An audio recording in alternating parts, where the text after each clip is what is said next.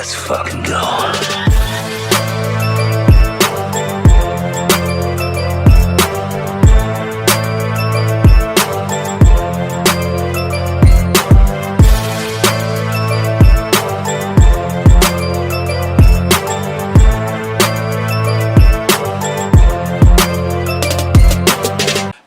Welcome to the Comic Gamer Movie Show. My name is Deshaun, and today I'm here to review Daredevil Born Again episodes 5 and 6, the mid-season finale. The next 3 weeks will, I believe there's going to be 9 episodes, so the next 3 weeks should be very fitting. Now, one of the complaints about the entirety of the show from certain people, not me, is that there isn't enough Daredevil in the Daredevil show. Now, personally, I like the journey they've gone on. Though some of the complaints are so confusing to me. Because you have one camp of people who were saying, hey, they should play up the Foggy death more. The Foggy death should be affecting him more. It feels like they just get past it.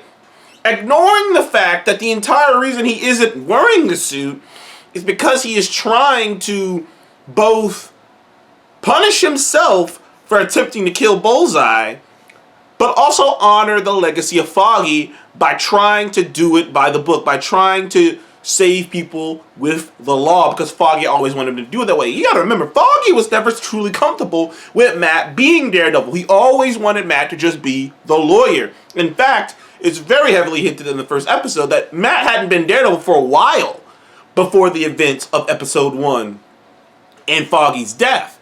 So, Foggy always wanted Matt to just be a lawyer. Foggy always wanted Matt to put the batons away, to put the Daredevil suit away, and just be a lawyer. So he's been trying to both punish himself for what he attempted to do and, what's the word I'm looking for? And honor Foggy. But in doing so, he hasn't been truthful to himself. He hasn't been truthful to himself. He hasn't been truthful to his true nature. And he's been sort of lying to himself about who he is and what he wants to be and what he could do. And in doing so, it led to him not wearing, and in doing so, it led to the events of this show. And slowly but surely, over the course of 6 weeks, he has gotten closer and closer and closer to wanting to put the suit on, but he's been fighting it and fighting it and fighting it. In fact, him and Wilson Fisk have both been fighting it and fighting it and fighting it. Now, we'll get more into that when I get to episode 6. But as of now, I'm going to talk about episode 5. Now, episode 5 is sort of a bottle episode. It's not a filler episode. Some people have called it filler. It's not, because it is directly tied in to Luca. I always forget his last name. To Luca, who's one of the crime bosses that was under Kingpin, vying for power. And we also saw some of his goons kill someone in episode 4. So, if you want to be technical, this directly is from episode 4, because in episode, or is it 3? Yeah, episode 3. In episode 3, one of his goons killed someone, and they kept mentioning, and Vanessa's mentioned to Wilson Fisk that, one of these days, you can't, one of these guys, they're going to fight with each other, and then eventually they're going to come for you. They're going to come for you. Just like the threat that you could come back down is going to make them come for you. So, just from that connection, these are the Irish guys robbing the bank are clearly his guys. They even mention Luca multiple times. They're in there. There's still a diamond. We don't know. Maybe not a diamond. What is it? Was it a diamond or was it a ruby? I can't remember. It was like a diamond. I would just say a diamond. They're in there to steal this orange looking diamond. And so that's the connective thread there. Also, it's just more in the line of. Also, one of the things I love. And all superhero things, not just this, is when the superheroes do some badass shit outside of their suit. I think that was the best action sequences in Captain America: The Winter Soldier were the ones where Chris Evans was not in the suit and fighting in the streets and stuff. Those are always the coolest. My favorite Iron Man sequences, some of my favorite Iron Man sequences were him outside of the suit. I love when superheroes fight outside of their suits because it gives a little bit more I don't know. It's just something fun about it. So seeing Matt take down all of these guys in this bank and him without his suit on and work his way through it. They really play with Daredevil's powers. They play with Daredevil's powers way more than they did in the Netflix series, which I think is once again, I think there's 2 things that this show has done better than the Netflix series. One is the courtroom stuff. The courtroom stuff was awesome. But two would be the way they play with Daredevil's powers. The way they show his senses, the way they block things out and the camera zooms in. And at a certain point, he has to unlock a vault, a bank vault, and they show him unlocking it as he's listening to it, and they show like the lock mechanics and stuff, like slowly unlocking as he's figuring it out. Like certain things they do with his powers are just cool. Like they really have found a way to make Matt stand out. They really find a way to make his superpowers really stand out. But this is also, episode 5 is also just another kink in the armor of Matt realizing I can't just sit by and not be Daredevil. And by the end of episode 5, he puts a mask on again and he breaks a motherfucker's legs. Episode 5 was just fun. Also, we got a nice appearance from Kamala Khan, Miss Marvel's father. I think it's is it Yuri? Yuri Khan? Is it Yuri? I always forget. I think his name's Yuri. I can't remember. But we get an appearance from him, and he's just as bubbly, and just as fun, and he has just as much dad energy as he had in Ms. Marvel. Except it's fun seeing a character that optimistic bounce off of Matthew Murdock, and it's just nice. Also, once again, something I've been pointing out is the sun just shines so much in this show. That is one of the things that, I've just noticed it. It's the way the show is shot. Because in Daredevil, it was always dark. I mean, there was even the sunlight, even the scenes that took place during the day were muted colors. It was always muted colors. Not that they're making it, not that it's a color, not that Daredevil Born Again is colorful, but everything is lit. You know what I mean? There's so much more daylight sequences in this show than anything in the original Daredevil. Particularly in this scene. I mean, the entire episode takes place during the day. Sunlight is beaming down. Even the fight sequences are lit well. It's just something that I've noticed, and I just haven't really been able to not unnotice it once I noticed it. But man, yeah, still seeing Daredevil work his way through it, seeing the chemistry between him and Yuri, seeing him, the Irish, one of the head of the Irish bank robbers, he was pretty funny. He was a pretty funny guy. The dialogue between them was good. The dialogue was just so good in this episode 5 in general. It was like I said, it didn't move the narrative forward, so I can't say it was super duper needed, but as a piece of extra stuff to go, hey, this is more Matt having to use his powers to save the day and go outside of being a lawyer. It's just one more thing on the list of, okay, I have to be Daredevil. You know what I mean? It adds one more thing to the pile of lists. So episode 5 was fun. If I had to give episode 5 a score, I'd give it an 8. It's the least good episode of the season so far, but it's still a damn good episode. It's just a bottle episode. It's a nice bottle episode.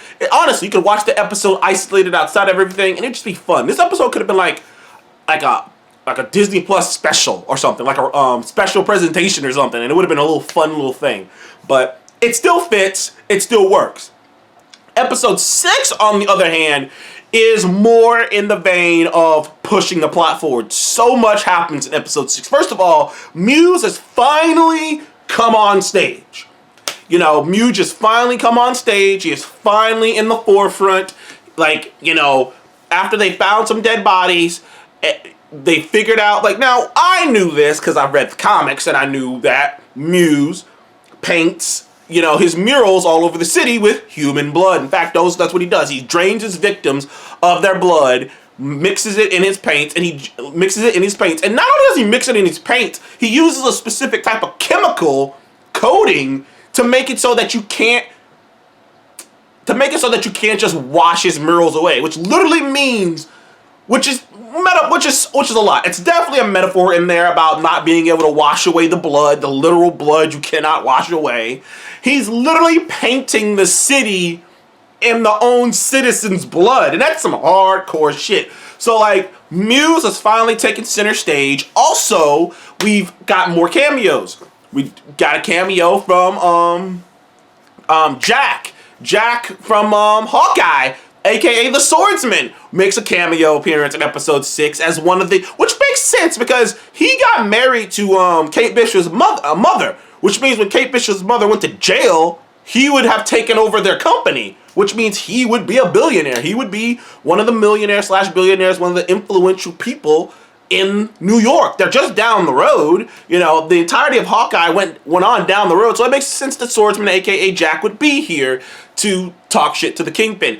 Plus, once again, more things. First of all, you got Matt dealing with White Tiger's niece, giving him shit for not even investigating, looking into what White Tiger was looking into, like the disappearance of these people, which are linked to Muse, obviously. So he's getting shit from her, and it's building up inside of him to get involved. You got Wilson Fisk trying to mingle with the higher society, and them just shitting on him and just giving him a hard time, and he's just getting more and more pissed.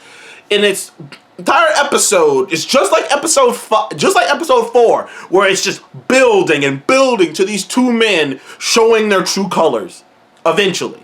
And by the time the episode ends, it ends with this awesome, amazing parallel fight where Wilson has gone down in his little fucking dungeon, handed Adam an axe to make it even, and commenced to beating the shit out of him. And Daredevil found Muse, and Matt finally put the Daredevil suit on, found Muse, and commenced to trying to whoop his ass, almost killing him. But the difference is, he didn't kill him because he wanted to save the girl's life. So that was dope. Like, that entire end sequence was just amazing, top-notch shit. But also going on in the background is the fact that Kingpin is taking advantage of this situation, of this Muse situation, to push things through. Like, because throughout the course of the show, it's been really hard on him, the amount of red tape on him, the amount of things he can't do.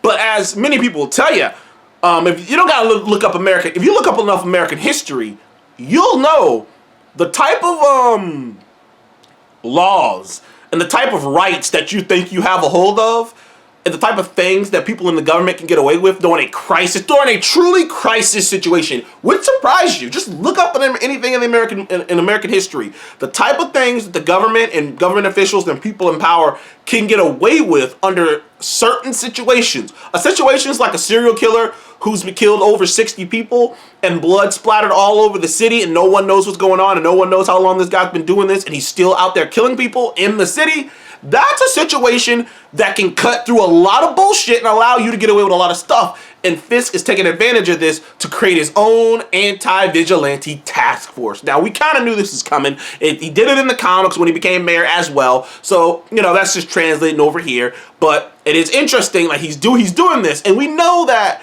he's doing this not only to catch a serial killer, catch Muse, which he is doing this to catch Muse, but he's also doing this because he finally can do it. He couldn't just do it from the beginning, but now this crisis situation has given him the opportunity to finally create his thuggish task force. Now, it will be interesting to see what happens with Poindexter.